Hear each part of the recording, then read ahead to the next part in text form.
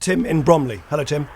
Yeah, hello, Nick. Hello. Yeah, Mr. Clegg, I've got a phone call from LBC 97.3 on the back of my comments on Monday. Oh, yes. Now, I'll reiterate the comments in case Right. you never heard or you haven't been debriefed in any way. I haven't. The chap that made the comments on Monday saying that the MPs justified this pay increase, Oh, yeah. which will take them over £70,000, is beggars belief that they can give them 11% pay increase at a stroke of a pen on the say-so. They can apparently give their own increase to that amount of money, yet none of the MPs, pound for pound, would back up the life angels, the nurses, the fire brigade, the other immediate services within the country that keep the backbone of this country going. Yeah. And just to inform the Deputy Prime Minister, we had a phone-in on Monday, I think, when it was announced that the MPs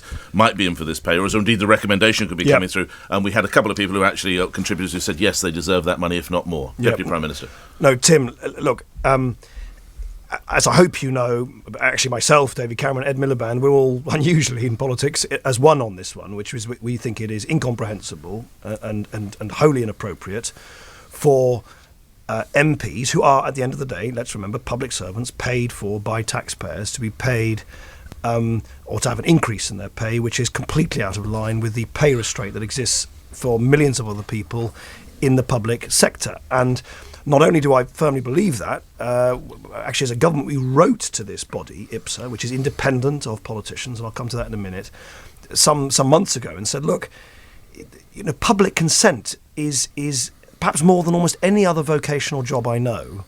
How MPs are remunerated really does need to go needs to go with the grain of public consent. We are public servants. We are there to represent the public. So more than almost any other job I can think of, it is essential that what is done in a way that the public can understand, accept, and support.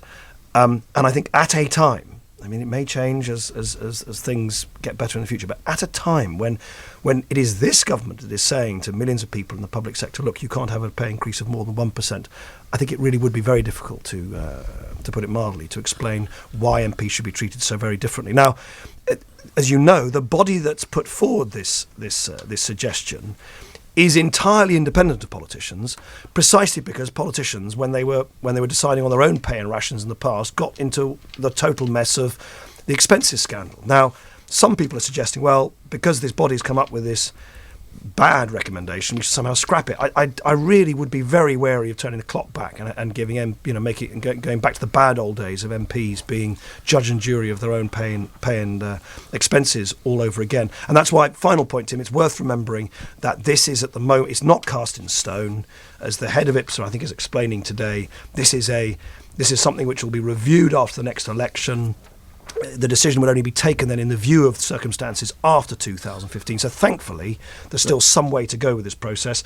But look, I've made my views very clear. David Cameron's made his views very clear. Ed Miliband's made his views very clear. Is there an announcement within the next half an hour or hour or so? Is there? I think I'm 10 o'clock, I'm told. Sorry. Do we know? You don't know what that is. What the no, it's going to be this. I'm assuming it's going to. I'm assuming since the head of IPSA has written an article this morning. Basically, what he said, by the way, but he needs to speak for himself. Yeah. He said, look, because we're making MPs pay more for their pensions and we're cutting a whole bunch of expenses that MPs presently get, the overall cost of this won't cost the taxpayer an extra penny. So that's kind of the point he made. And look, I mean, not only do I firmly believe it would be inappropriate at this time for the reasons I just explained to Tim. When one of the first decisions David Cameron and I took when we went into government, I remember us sitting around the cabinet table, was to say to everybody around the cabinet table, you're going to take a 5% cut in your pay. We've kept ministerial pay frozen ever since.